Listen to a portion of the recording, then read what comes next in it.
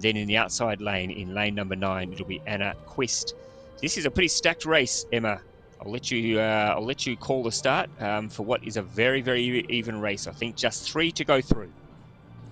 Yeah, and they're straight off the start. And as you said, Ross, going to be incredibly tight between all these athletes. There's real depth across that field. And you can see that straight away. They've got off the start line and we've got really neck to neck racing over in lane 2, Tot, lane 3, Dorange, and then Opaski in lane 5.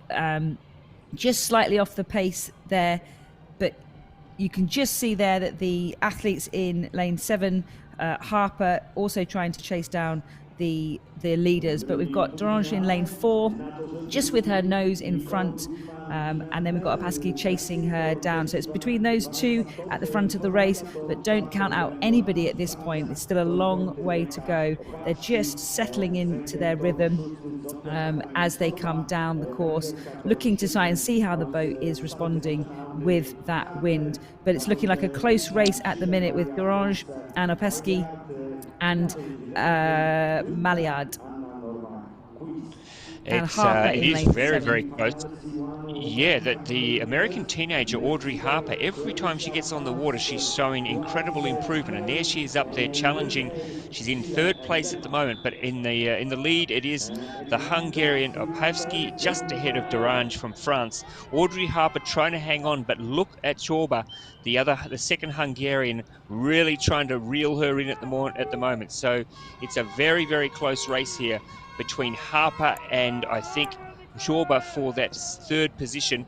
No doubt about our leader. It is Opavsky from Hungary. Right next to her, it's Dorange from France. They are your 1 and 2 at the moment, but there's a real challenge coming now through for the 3rd place, and the important 3rd place, because that is a place in the final.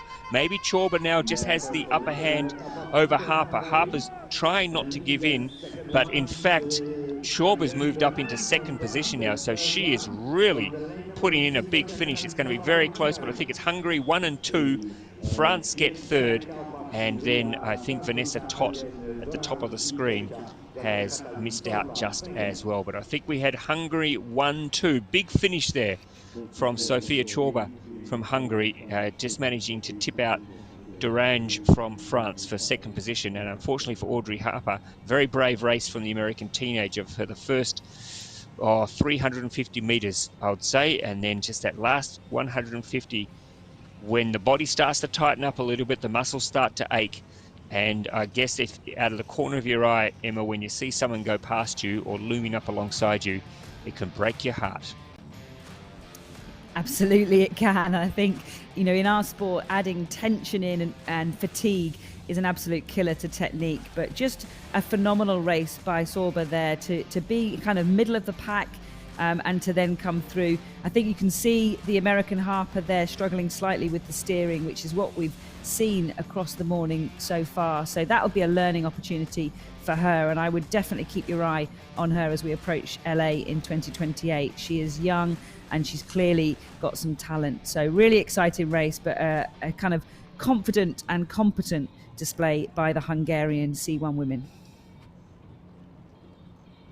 Yep, we were just waiting for confirmation, but it was very, very close. But to the naked eye, Emma, I think it was Opavsky from Chorba and Dorange for the top 3. We'll just wait for the judges to confirm that, though. Yes, there we go. So Hungary, and France through to the A final, and then Vanessa Tot, Audrey Harper, Maria Maliard, who surprised me a little bit, back there in 6th position, and Nicole Pimentel from Mexico in lane number finished 7th, sorry.